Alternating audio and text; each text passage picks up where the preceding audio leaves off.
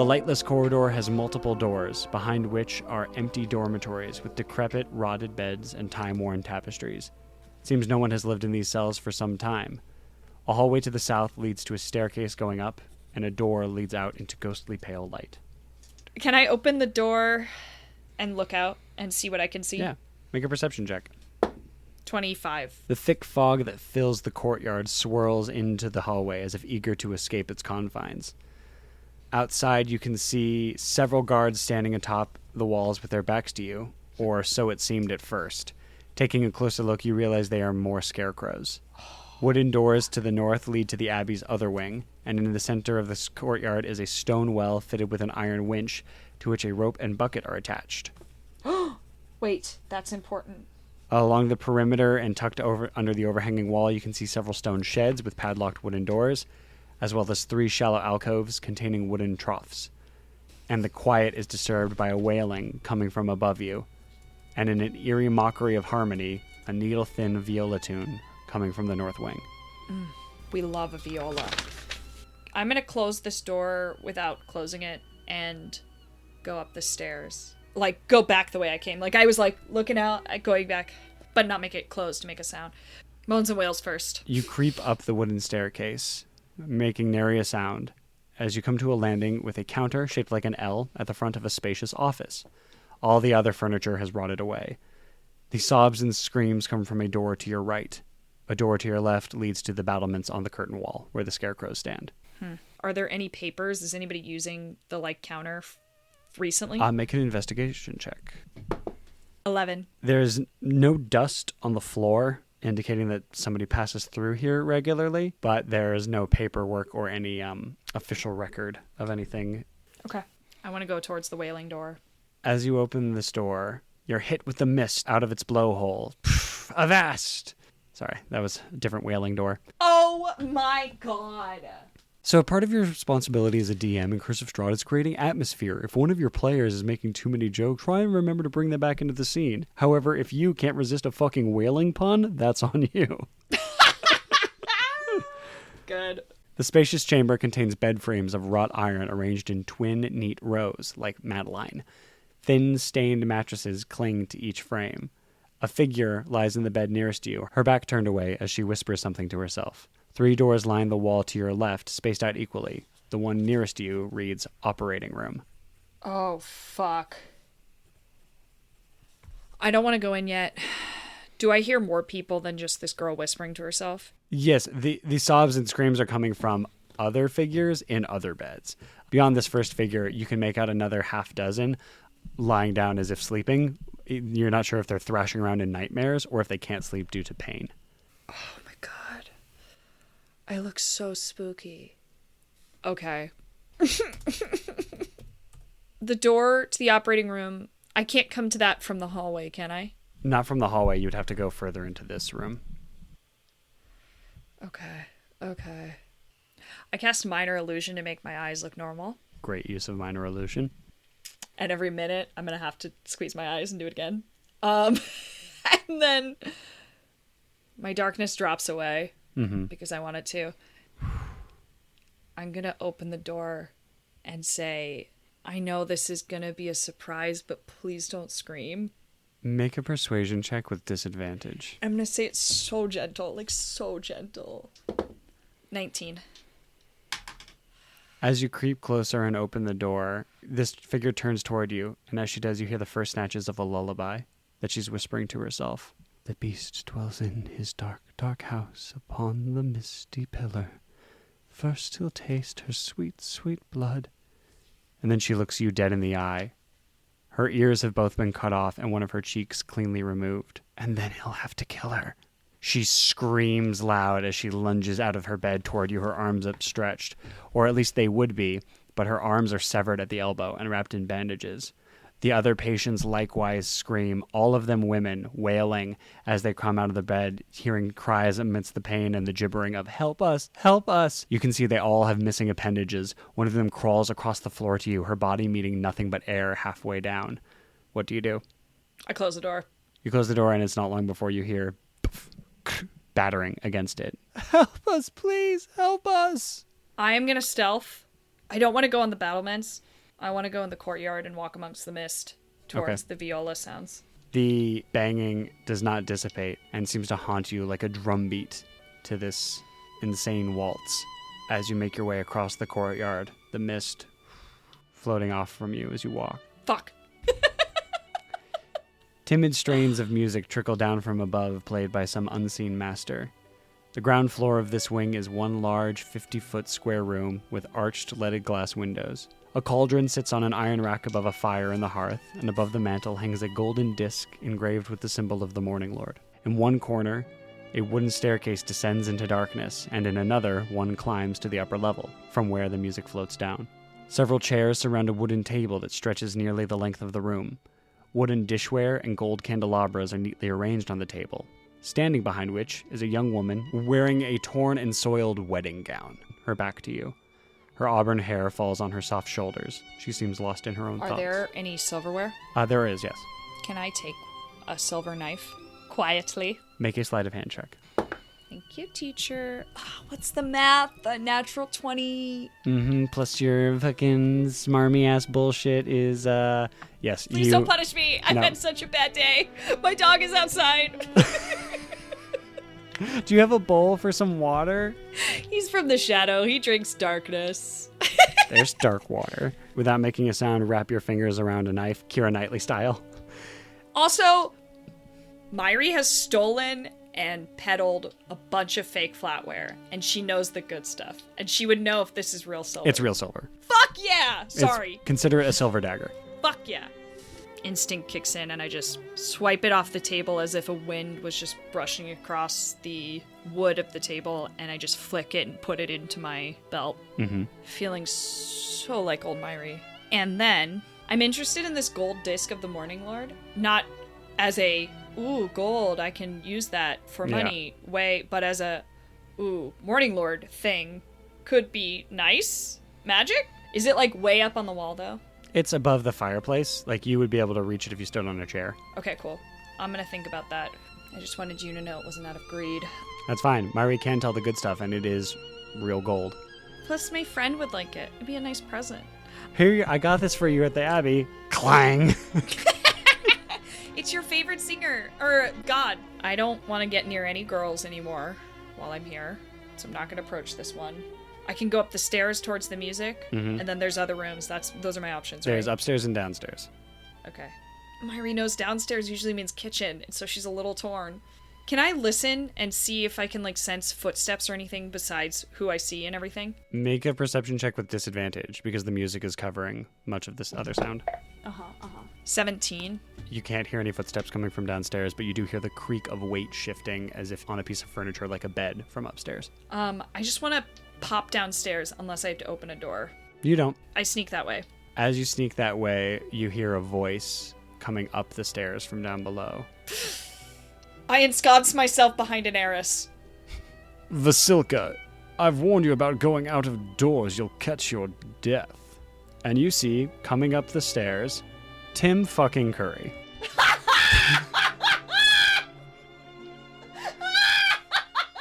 He is required by law to be cast in every spooky piece of media that we can. Until we did the There's a Light connection, it was going to be John Hamm, but... Worse. Way worse. Way worse, yeah. And then as he comes up, you are trying to hide, huh? Ensconce me. Make yourself a stealth check. Make my stealth a self check. How about another 30? Jesus, fuck. So there isn't actually an arras. What do you hide behind? Where do you hide? It's gonna be such a bad idea. But it's so funny. Under the table? Under the dining room table. Yeah. Myra's still pretty skinny, so she can get between chair legs. As you hide under the table, you can see him coming up the stairs. So you see his face. It is Tim Curry, young, svelte Tim Curry, in a brown monk's robe with a painted holy symbol hanging around his neck. He moves with a dancer's grace as he approaches the door and shuts it all the way. Shuts what door? The door that you walked in. Let's say it was open just a crack. Silly girl. I told you to be practicing your etiquette.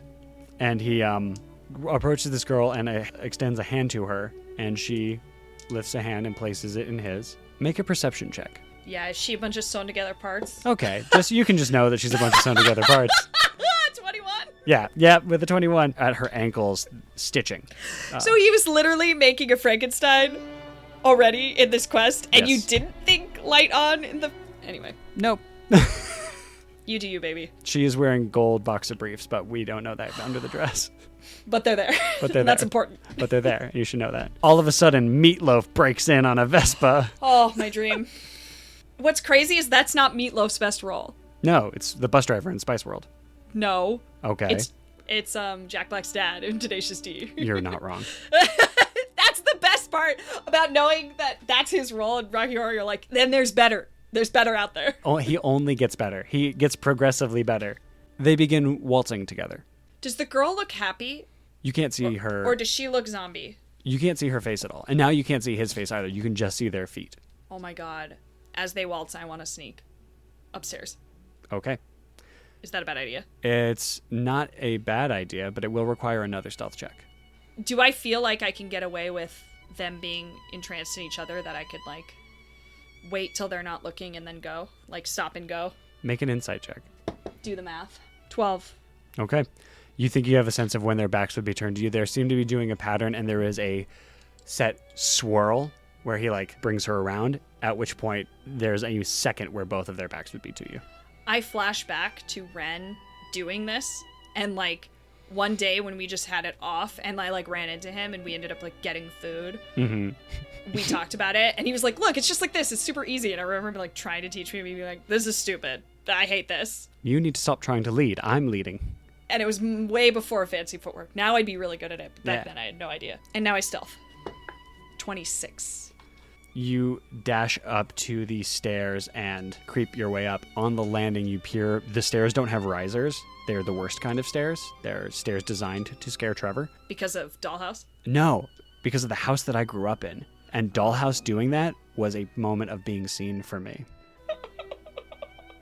That was a true moment of somebody understanding the worst design for stairs. I grew up in a cabin in the woods, and I would watch spooky stuff and then have to turn off all the lights and run upstairs to my bedroom. I didn't have to run, but I did. Oh my gods. On the landing, make a perception check. Oh no. 10. 10, I think, is enough. As she swirls back around, you can see that she does not have a visible face that would make expression. She's wearing a porcelain mask. That's so much worse. Looking not dissimilar to a doll. Worst of all, looking very similar to one Irina Kolyana. I'm so glad Arena's not here. Oh my god, can you imagine? Does he say anything else? Like, can't wait to get that Arena girl, sent the scarecrows there just now. Like that in this scene? No, he doesn't. Great, just checking. Actually, what he will say this is, she curtsies to him and he goes, ugh, still much too stiff. And he goes, come, let me braid your hair. You'll want to look your best for your intended. Yeah, that reads. So he's working with Strahd, or he's trying to make a product for Strahd to buy. But also, like, obviously, it's bad that he took the parts from those girls. But now that they're here, Strahd not having Arena is good. I'm not saying I want Strahd to be happy, but I am saying if it stops him sniffing around Arena for a while, I don't mind it. We've assembled this girl out of a real trolley problem's worth of corpses who Yeah. aren't dead. But I didn't make that decision. I didn't want that. That has happened. Yes, you just see that it has happened. I'm the person who ordered the vegan pizza, but they put cheese on it anyway. Do I throw it out? That feels wasteful. I get a tummy ache, but I eat. You know? This is what I do. I want to check out the viola Yes. just because I have curiosity at this point, I guess. You are in a loft with a pitched roof. Unlit lanterns hang from the rafters, and a rope dangles from a bronze bell lodged 30 feet overhead in a belfry. The room is filled with the sound of beautiful music, a melody so enchanting that it adds some much-needed warmth to the otherwise freezing room, a complete antithesis of the wails of the East Wing. A black shroud, much like Ilya's, covers a humanoid shape lying on a wooden table. The music does nothing to stir it. A cot heaped with fur rests in the northeast corner, surrounded by empty wine bottles. An oil lamp burns atop a table nearby, silhouetting a squat creature. It sits on the edge of the cot with a viola between its legs, grasping the neck with its hands. It runs a bow gently across it with a crab claw-like appendage. It tilts its neck, and you can see it has goat's horns coming out of its head. and another head, shriveled and scaly, jutting out of its neck. Its eyes are closed as it plays its music, and this is Jason Sudeikis. Do I know what this creature is? Is it like a manticore? It's not a manticore. Is this what a Tarrasque is? This is a Tarrasque. Is it? Roll for initiative. Is it really? No. I don't know. Tarrasque is Godzilla. I just know they're bad. Does he look sad or happy? He's happy to be playing his music. Make a perception check. 17.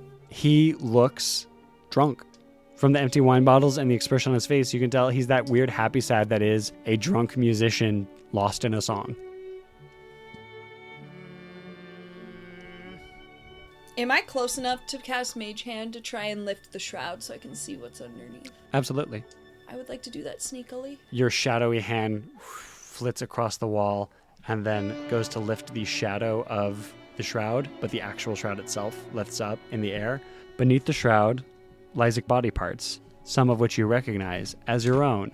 No, that's not true. That is not true. Your eyes play tricks, for what truly lies atop the table are chopped up parts of faces, all of them taken from cold, gray, lifeless women, all of them waiting to be stitched together into something horrid. Cheeks, noses, lips, eyes, ears. Okay, there's a big bell in here, right? There is. What's below the big bell? The who? Yeah. Who? Currently, Yeah? for your last point of luck, a dancing corpse bride. Otherwise, it's the table. And I will happily use that. And you know what else I have? A lantern. Okay. He has a lantern burning right now. He sure does. I cast Control Flames. Of course. I whisper and cast Control Flames. You know what happens? This is how my flavor of Control Flames works. You know how, like, at the bottom of the flame, there's, like, the black and blue part? Mm-hmm. I pull the black part out. So all that's left inside the lantern is, like, the yellow and orange part. Mm-hmm. And I move it to the rope, and it ignites. Yes. And becomes, like, the rest of the colors. And then I put it back next to the guy, who, like, kind of opens his eyes for a second and then goes back to play. Huh? As everything burns.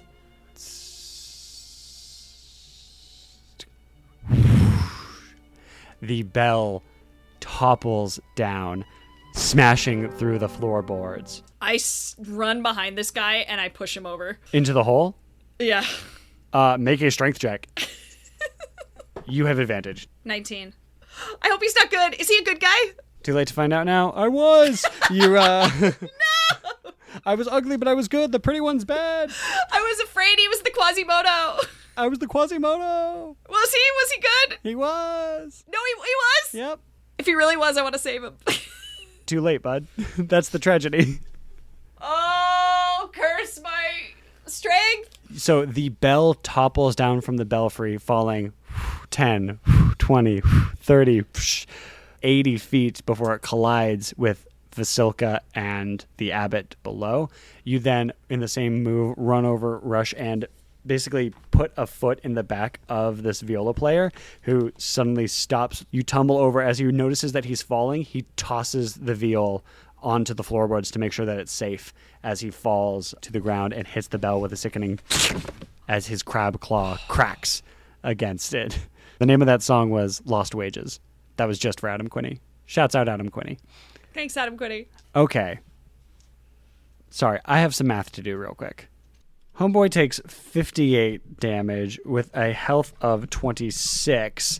His neck snaps. His one head is completely squashed. The other one is a spurt of blood that goes down against the floorboards. There is a moment of stillness, and then you see the hand of this woman Dr. Frankenfurter? Oh. press up against the ground, lifting the bell off of her and rolling it to the side where it cling, cling, cling, clings against the wall. She has one arm completely knocked off, and one of her legs is crumpled and ruined. But other than that, she raises to standing. The bell hit her for 78 damage, but she appears to stand as if she didn't even feel it.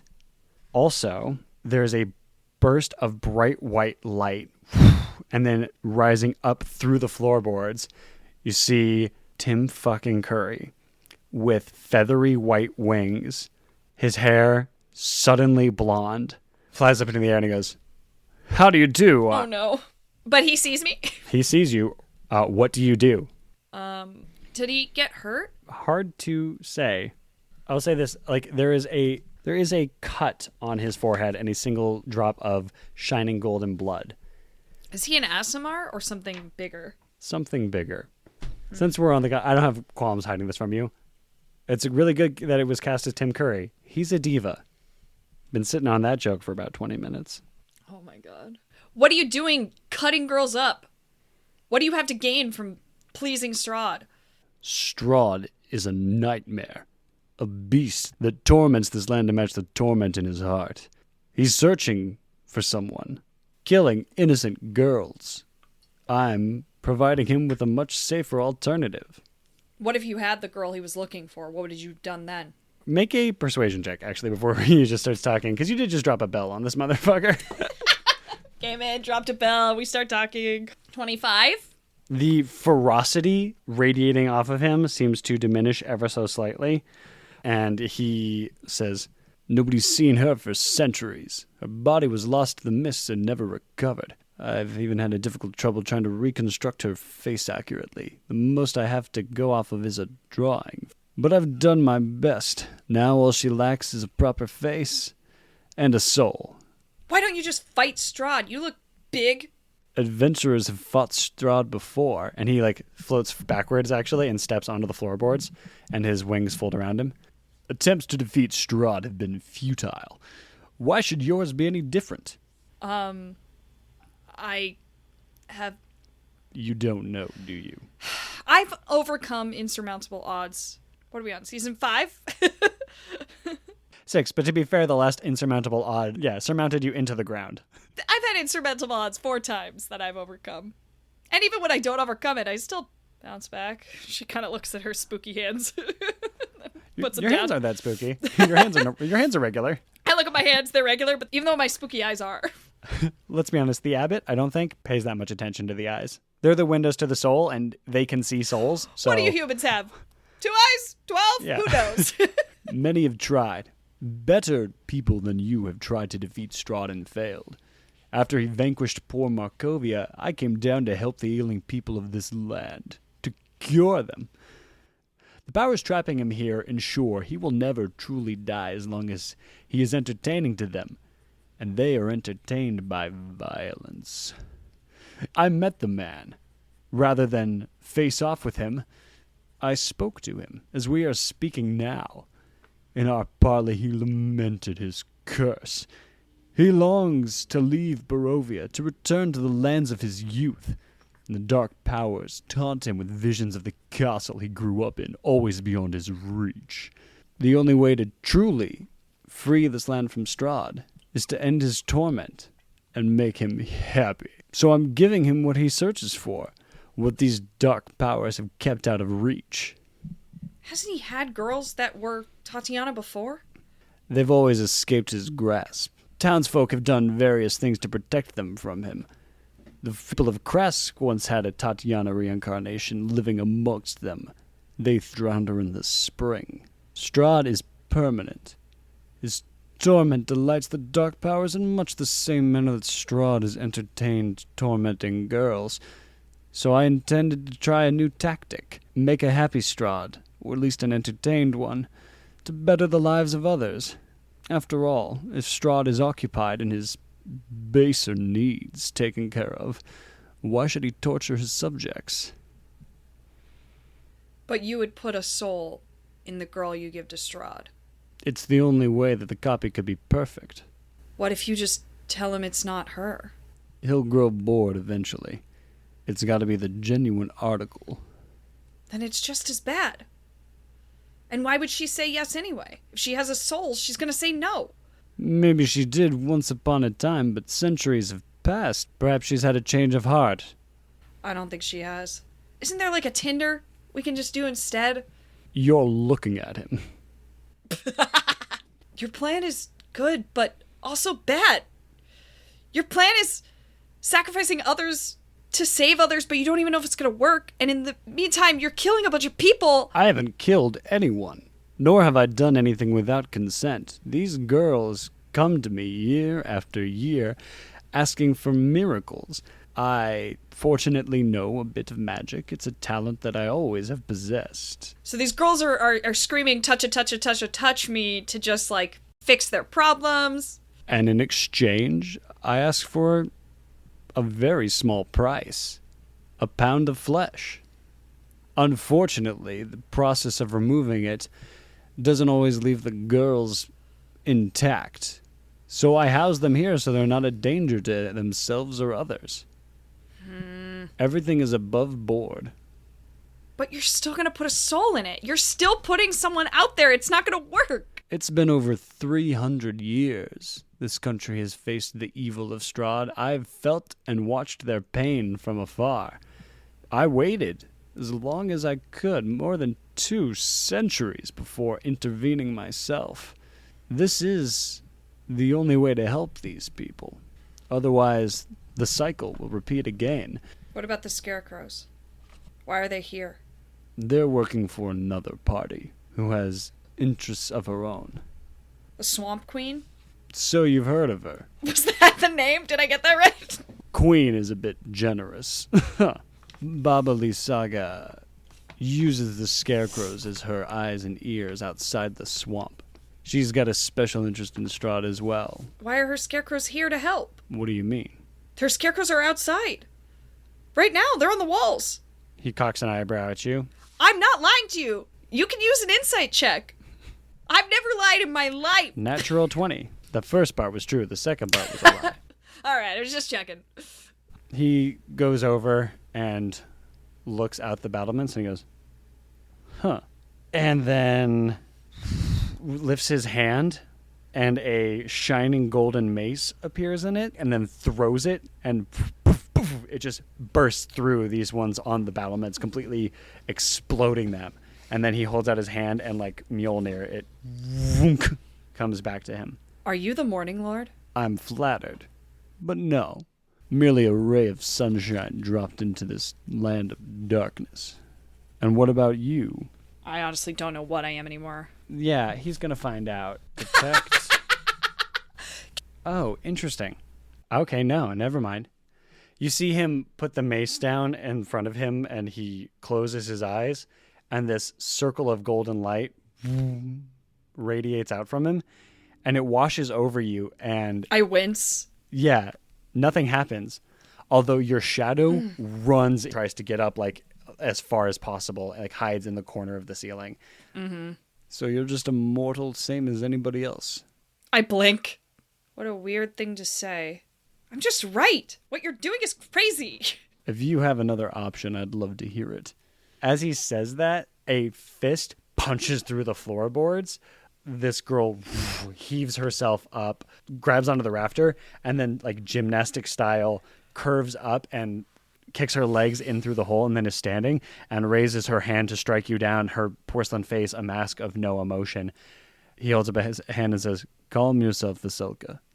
And she drops neutrally. What if we Magneto him? I don't know what that is. We build an impenetrable cage for Strahd. We put him in it. We don't defeat him. We don't do anything. Well, here's the problem. He's in one, and so are you.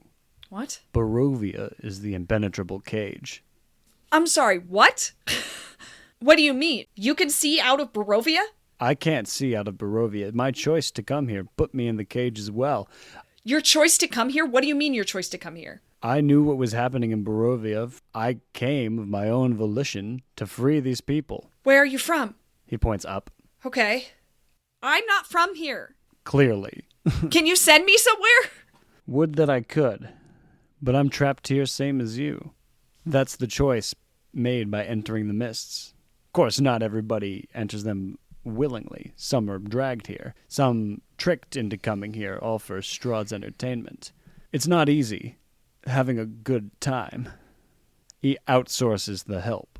This darkness you're talking about. Can I take a seat? I point to where the guy was sitting. The viola. Please. He kick aside the instrument. No! I want to take that. I want to learn it. It's cute. I just don't want to pick it up in front of him in case he needs it. Sure. Feels wrong. He goes, oh, that reminds me. And he steps into the hole and floats down without falling, puts a hand on the fallen guy and says, wake up, Cloven. And it's gross. His neck, his vertebrae snap back into place. His blood droplets siphon back into his head, and the skin reconstructs itself, then goes through the reverse bruising process. And then finally the scaly head balloons out again and hisses and gurgles into the air. The mongrel, who is called Cloven, cute, rubs his forehead and says, can you make him sound like Morty? I don't know why, but when I saw him, that's exactly what I thought. Oh man, Abbott, I got a really bad hangover, Abbott. I feel like that's right. I need to drink real bad. Bottle of wine. We're out of wine, Cloven, and we have a guest. If you're interested in talking in good faith and coming to some sort of conclusion, I do have a drink to share. Well, then pour the wine. Let's have ourselves a palaver. Should I drink? Let's drink. No. We can drink. I can go I've got a bottle of wine. Hold on. Are we getting drinks?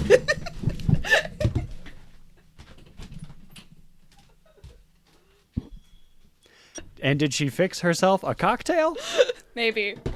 What are you drinking, Bev? The people want to know. I made a poor man's old fashioned.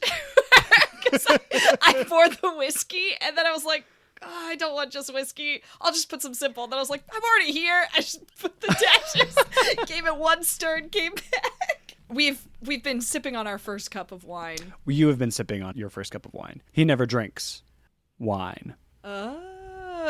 Okay. But his Cloven gets some. If you're drinking a lot, if I could pour, I don't want to run out. Oh well, this is probably the last batch for a little while. Cloven, don't be rude. You'll have to forgive my manservant. The wine helps him play, and I delight in few things but music. Music is one of them. These powers you speak of. Do you know anything about them? And there's more than one? I don't know how many there are, but there's certainly more than one.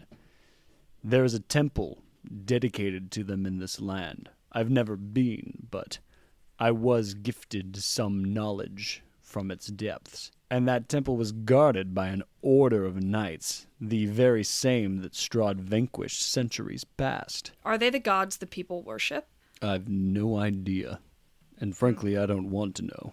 To me, from what you're describing, she swirls her glass in a way that makes her feel powerful.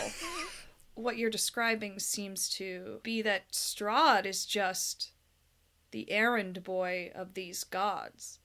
And they're the ones who are actually the problem we should be trying to solve. If you know how to defeat a god, by all means. I serve a god. Same. You dap across the... He holds out his fist for a dab. I don't think that's what a dab is. Oh, a dap with a P. Ah, copy.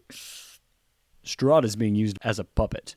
He is difficult to kill, but still mortal, unlike gods. If we free him from his torment and free him from Barovia, the dark powers will have no tool.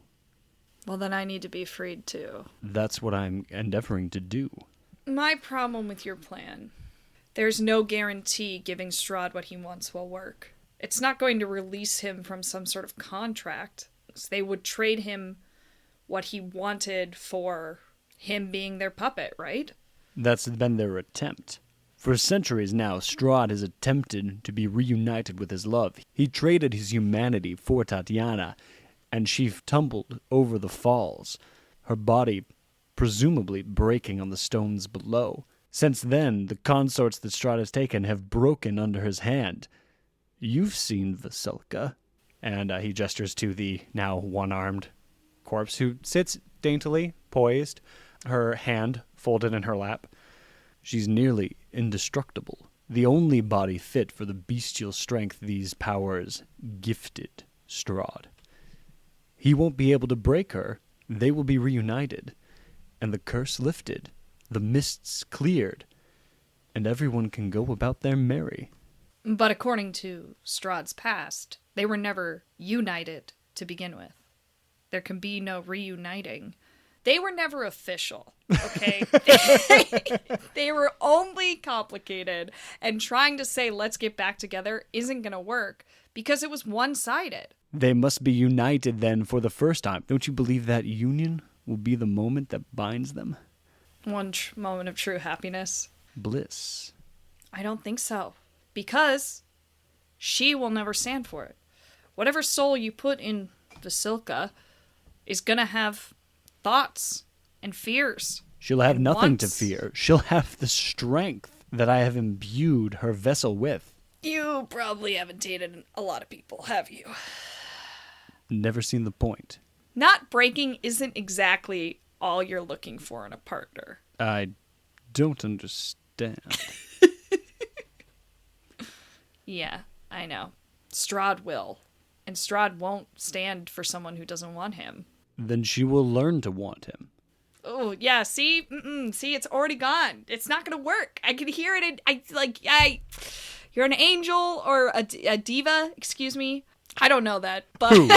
Who? Me? Hands clutching pearls. You're a being with big wings and a little bit of a diva. So I get that this won't make sense to you, but it's just... I love where your head's at. I'm not sure I agree with the means. She gestures towards that room full of women. Mm-hmm. I'm going to sleep on it before I make up my... You know, it's the chicken nuggets that are already in the store. It's like, I can't tell you to throw those away, but like, do I agree with how they were made? No. But I want them to get eaten now. They're here. Jesus fucking Christ. Being vegan changes your whole perspective. Mm-hmm. They're just other mutilated animals. They're just other... No, people are not animals. But it was a metaphor. Mm-hmm. It's close, but not the same. So you're saying they have what's coming to them? I'm saying they made a choice, and whether they were given all the information helped them or didn't help them make the choice they wanted. They're just working within a system. What they know is there is a landlord who's got some magic that will help make their lives easier. That's what I'm saying. They're just trying to pay rent with their pound of flesh. Here's the thing. If Strahd is so tormented, why can't he just stop? You know, like change your goal. I guess if you can convince him, you'll be more persuasive than I. And I have a silver tongue. And he sticks out his tongue, and it's legit silver. I am pretty persuasive. Oh my god, that's so cool. I want one. That can be arranged. No. She drinks her wine and gives him the stink eye. You have a lovely smile. You're funny. All of this is moot anyway. Without Tatiana's soul. So it has to be Tatiana's soul. Yes. It can't just be any old soul. You can't fake a soul. A soul is the one true possession anyone has. It is more unique than a fingerprint. It can't be replicated, and it can't be duplicated. It can't be bereft, and it can't be recovered. It is immutable, and it is pure. That's why they're so coveted, and so precious. Bodies come and go. Souls are eternal. What if we could defeat him? People have what? Tried to rally the people? There's been angry mobs, there's been compelled duels, fateful showdowns, each of them vanquished in turn. What about, have you seen the Procession of the Dead? What about it? Seems like a lot of people who tried to fight Strahd. Isn't there a way to bring him back for one more fight? An army of the dead? My powers are limited. Mm-hmm. I can only raise those who have recently passed. As for the lost echoes, marching up to the castle each night, if you can find a way to get through to them, be my guest. But what a cool use of Speak with Dead. Holy shit. I was just like, we have a whole army of ghosts. Mm-hmm. I know. I can't speak with dead. You can speak to the dead, though. You've spoken to dead people before. They're not corpses, they're ghosts. Right. Yes, chef. Do you have any books about speaking to the dead or raising them? No, I've come from an oral tradition. Nice. I'm sorry. I don't know what came over me. Something about you. Dap. Tap. All right. I just can't see this soul transfer into Vasilka here going right. There's no way.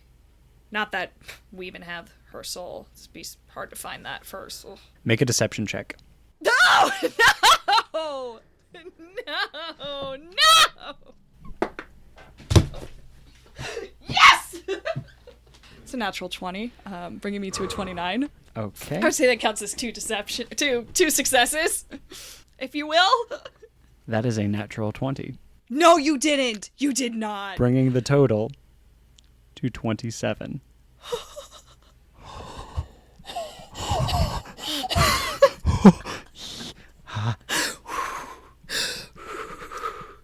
I'm sweating so much. He leans in. You understand my problem intimately. So then, what can I do for you? I'm guessing you didn't come sneaking up here just to drop a bell on me. Right. Oh man, I just realized the last thing Cloven saw was a Bellevue, which is his last name. Oh, Good for him. cute.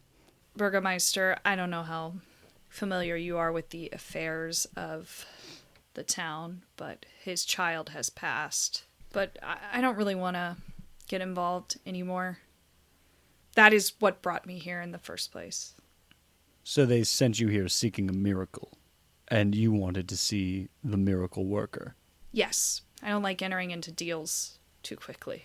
It's something I have to do on the fly sometimes. It's not something I try to do if I can help it. We don't have to make any deal. I'm no devil. I love this for you. Well, if no deal is proposed, I will neither refuse nor accept. Cheers to that.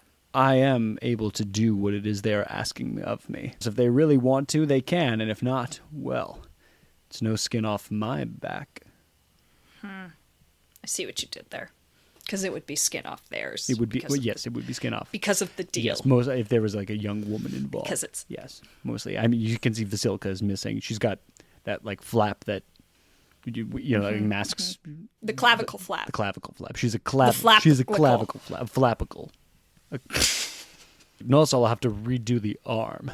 You say you've seen him. She gets lost for a second in thought, and then she turns back. Not for a long time. How awkward. As you're would that lost be? in thought for a moment, Cloven's crab claw coming to try and take your glass of wine. And then right as he comes up, I You lift to it. my mouth.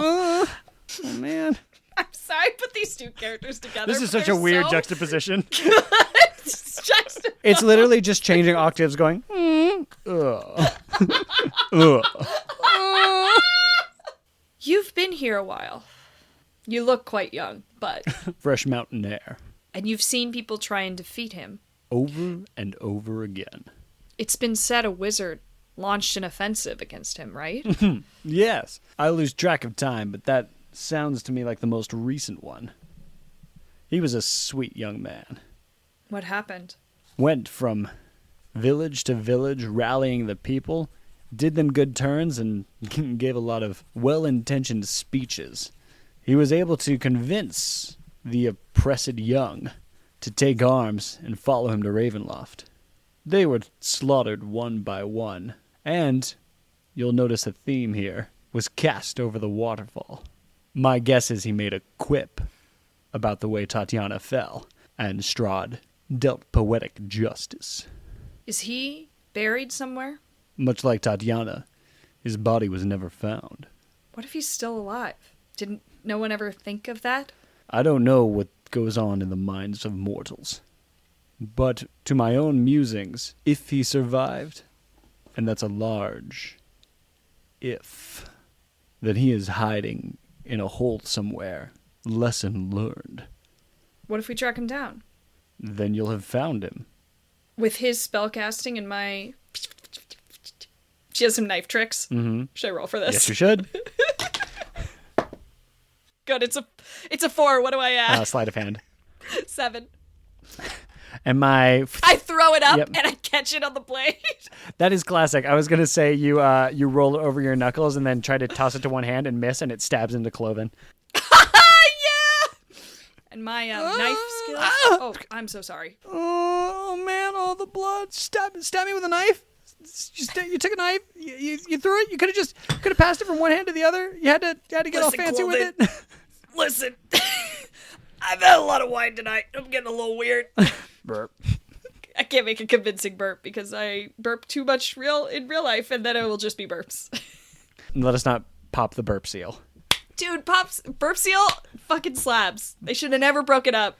Each of them dated the bassist. It was weird. They also got very vocal about it in their like song interstitials on tour. That was so uncomfortable, but like authentic, so I get it.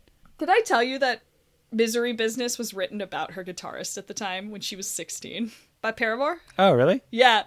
She wrote it, like they got famous like when she was in high school. Sure. And she really had a crush on her guitarist, and then he broke up with his girlfriend and she wrote this song. and then he had to play it. Yeah. God, that must have been so hot for a little bit. Other times, I'm sorry, this is the whitest sentence that anyone's ever said, but did you ever watch the NPR Tiny Desk of Edward Sharpe and the Magnetic Zeros doing Home? Oh my God, no. I feel like Garrett Ward just like sat up in his bed somewhere. I was like, somebody's talking about something I need to be involved in. Sorry, all of my hot sauce is turning into mayonnaise as I tell this story, but it was after their divorce, and in the Jane Alexander, like that whole bit, they just got awkwardly quiet and looked at each other for a while until finally she was like, "Good morning, everyone." Like, good morning. Man, it's so good to be here. With his magic and my knife skills. Ah! I'm so sorry. You're so good at Foley, Trevor. Thanks, bud. It's from being 11 and thinking I could make the wind blow harder. Oh my God, you're 12. If only, and also, please God, no. I know. I wish he didn't write it so every girl wanted to bone him. Yeah. It's a little grating. I'm surprised there wasn't like a female teacher who was also like Kvoth. Archie Andrews style. After the Felurian chapters, when he's like, and then I fucked. And then Yeah, I fucked know, dude. everyone. And everyone fucked me, and they wanted to, but I was only in love with one girl, but I fucked a lot. Like a lot. Do you remember my mom and dad? Do you remember how much they liked to fuck? I liked to fuck like my mom and dad liked to fuck. Trevor, no! Dude, that whole book, the whole first part of that book is him being like, if there's one thing I want you to remember about my mom and dad is that they boned all the time. So you propose this combo, and the abbot says, "You have your plans and I have mine. Let me know if while you search for this wizard you come across a soul." But you don't want a soul. You want the soul. I don't mean a soul. I meant the soul specifically. I was being, trite. Or not trite, but the other thing.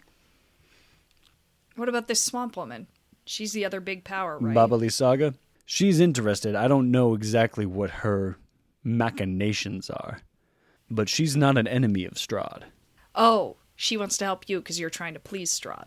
Got it. She's a being of pure evil. I am a being of pure good. We don't see eye to eye. She looks at this, like, sewn-together woman. Pure good. I only give people what they want. No, you give people what you want in exchange for what they think they want. Potato, potato. It's not how that goes. I'm not from here. Everyone drink. After enough time, what I want is what people want. Pure good, baby. I hate that makes sense to me, but I still don't believe it's going to work. I'm here to cure the maladies of this land. Strahd is a tumor in the valley of Barovia. Isn't there some sort of, like, magical sword in a lake I could just go get? Last I heard, it wasn't in a lake. The dragon's house in hands once clean, now corrupted. Does that mean anything to you?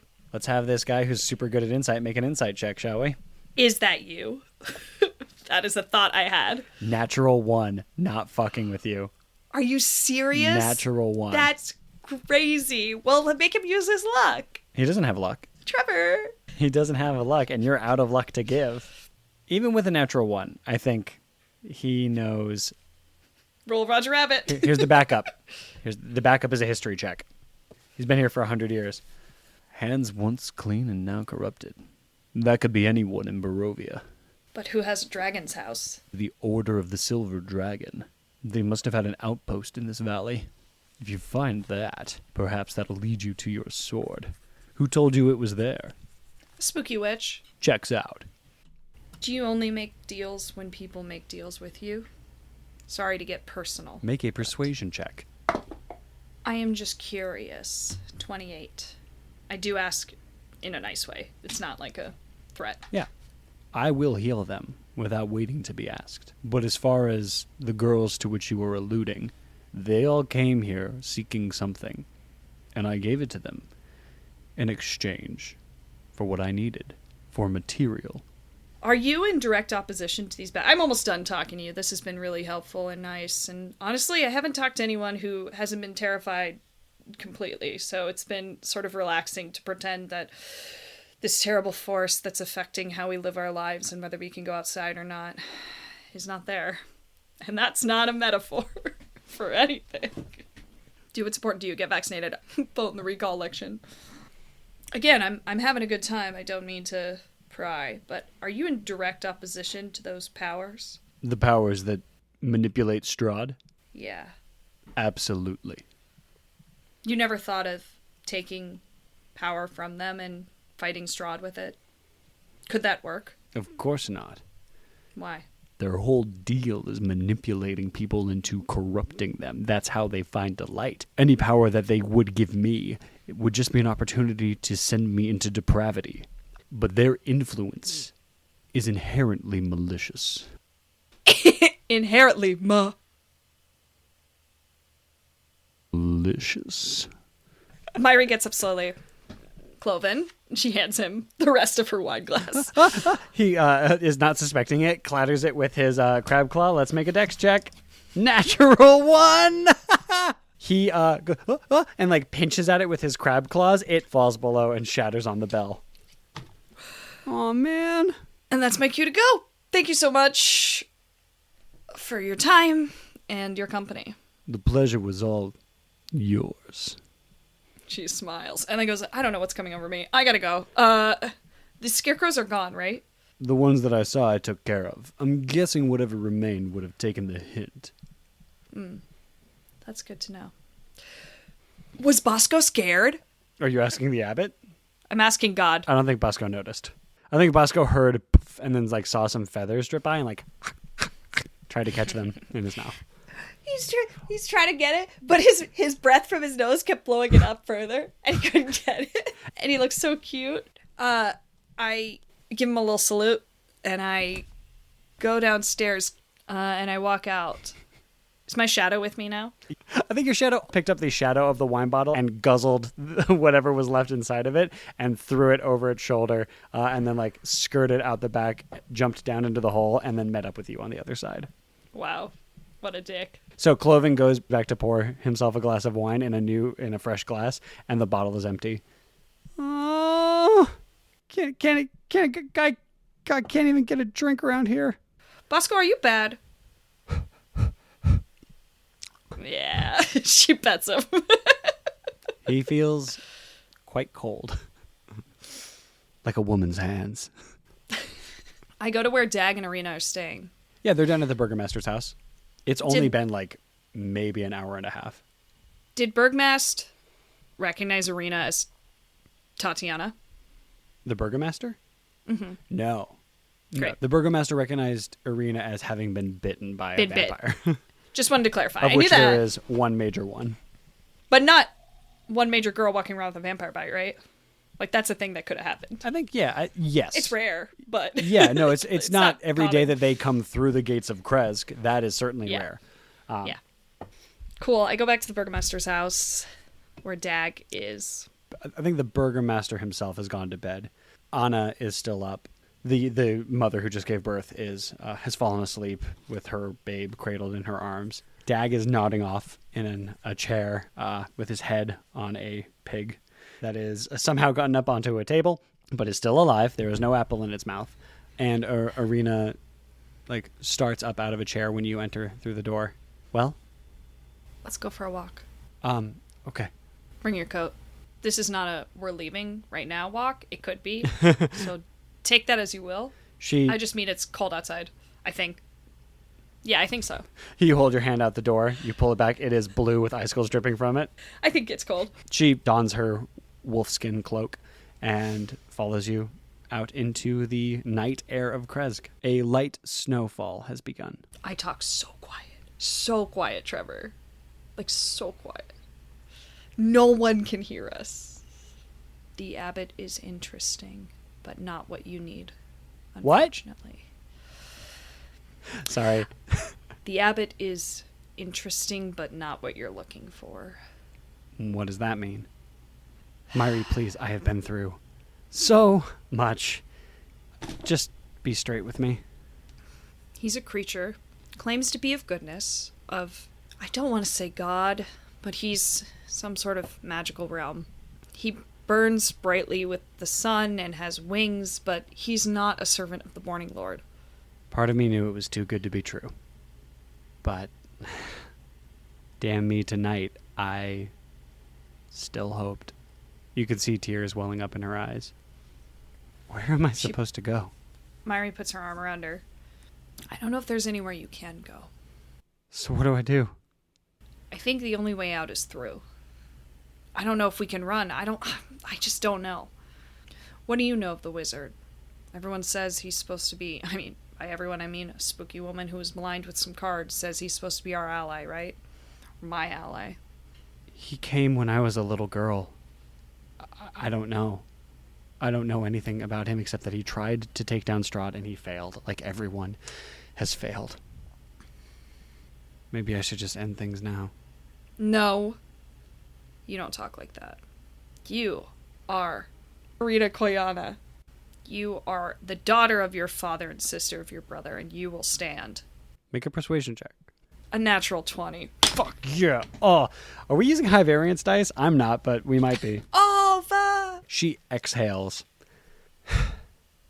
steels herself, pulls the wolf cloak around her tighter. She says, so then, what? Us versus the beast? You want to find a wizard? You want to find a sword? Do you want to talk to some ghosts? Yes, and maybe. Malala. Like, shakes her head side to side. You were soaking wet, having just gotten off of this Abbey boat, talking to this, like, way too pretty rich kid. It's like, okay. Oh, all right. Yes, bitch! Okay, so what do you do? We go back inside, go to sleep. Oh, okay. Is that what we're doing? We're allowed to stay there? They said we could stay. Yeah. We go sleep. Dag notices you coming and goes, come, pull up some pig. I lay on Bosco. There's an empty bed just hanging out over there. You all sleep out next to animals. Arena takes like one chicken like in between her legs and then like cuddles with another chicken and has one chicken under her head. She's used to goose down. Do I get the benefits of a long rest? You get the benefits of a long rest. Bosco chased away the night hag that was sitting on your chest while you slept. You love to hear it.